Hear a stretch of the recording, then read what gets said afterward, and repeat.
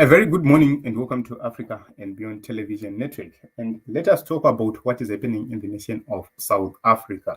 Cyril Ramaphosa is being accused of trying to rig the 2024 elections already. And a lot has been uncovered. At this moment in time, let us take a look onto what is happening in the nation of South Africa. There is something very important which we need to talk about. And let me bring in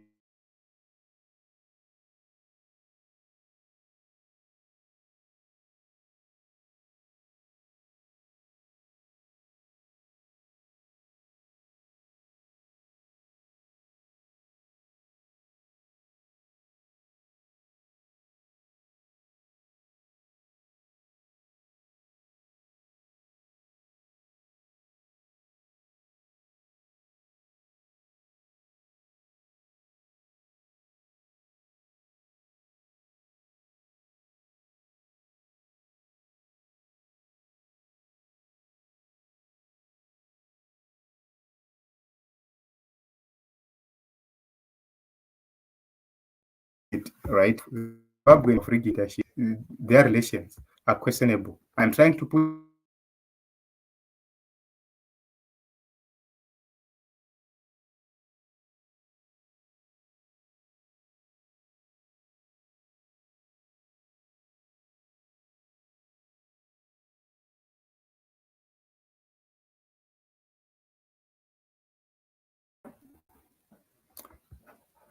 so I don't know what is happening right here with my network.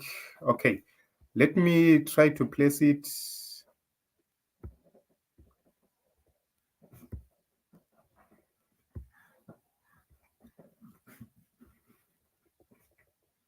I think I've tried to fix what is happening with my network right here. Let me place this right here onto the screen for the people to actually understand and see what is really happening in South Africa. So this is a city press. I think it's a newspaper, a South African newspaper, and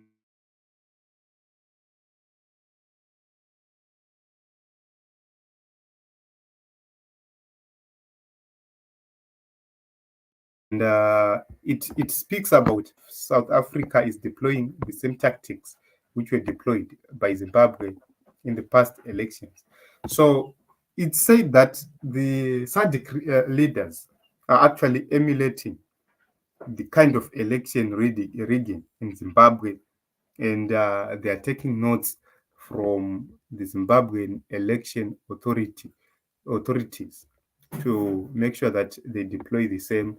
And 188 voters at the same address. When you see a headline like this, it's because that area will not be suitable to have 188 voters.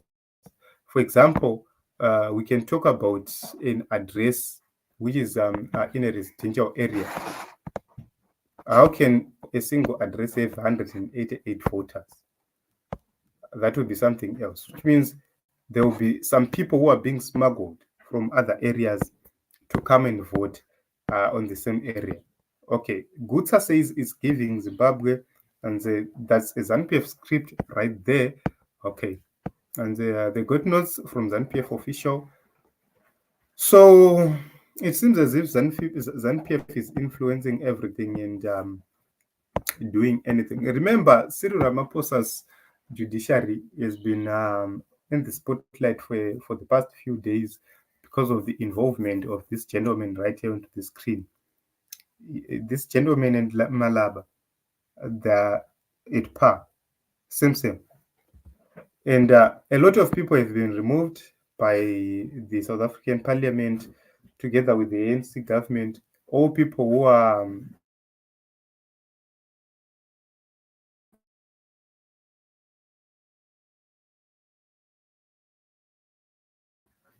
perceived Ramaphosa enemies of corrupt judges, including judges. So right now, ANC is using parliament as a forum to recall everybody they think is a threat to their to their existence. It's like a DA is comfortably working with ANC to make sure that each and every important person in the judiciary and in the public commissions, they are removed, and they are using parliament to simply vote those people out. And remember, they can easily influence what happens in parliament. So, we knew the elections were going to be rigged the moment these two corrupt individuals were included in the panel conducting interviews for vacant IEC South Africa officials. That is already a mess. So, we are being told that Jacob Zuma was removed from the ballot, or is not allowed to contest because of some corruption charges against him. So you won't be able to contest. That is something else. We are going to take a look and see if the IEC is going to stick to that position, or they are going to shift it, or they're going to challenge it. Then there is ANC, there is MK, led by Jacob Zuma, there is EFF. These are three critical parties which are going to influence things in South Africa in the next few days. So the battle is in between ANC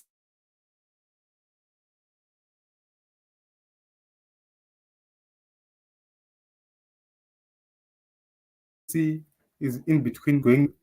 If they manage to get a big number of votes, what it means is they'll destabilize the base of ANC. And if EFF manages to improve to a certain extent, and they can put their votes together with the votes of MK, they can form a coalition after the elections, and then elect a president in parliament. So what is at stake right now is for EFF MPs to get into parliament in their numbers, MK to get into parliament in their numbers. Then after doing so, they can put together their votes and vote as one. So if you manage against these two parties, that will be the starting point. That is the only way these elections can be won in South Africa. So if they fail to do so, they will need to vote along each other and find a president. And the major question is, would there be consensus amongst ANC, EFF, MK, and other small black-led political parties to have a president? All those issues are very important. So you see that a party which is going to have majority among the three is the party which is going to lead the next South African government. So this is how I view these things. So a lot is happening, a lot of vote rigging is happening, and the system in South Africa is far much better than the system in Zimbabwe, because you don't elect the presidents directly.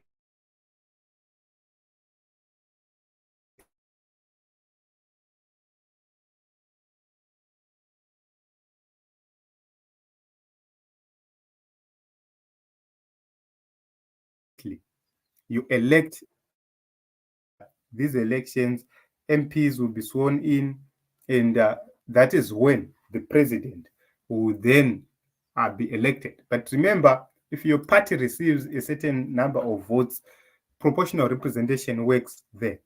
So the leader of that party will be in parliament automatically, which means Cyril Ramaphosa, if he loses, is going to be in parliament, maybe as the leader of opposition, uh, and so forth.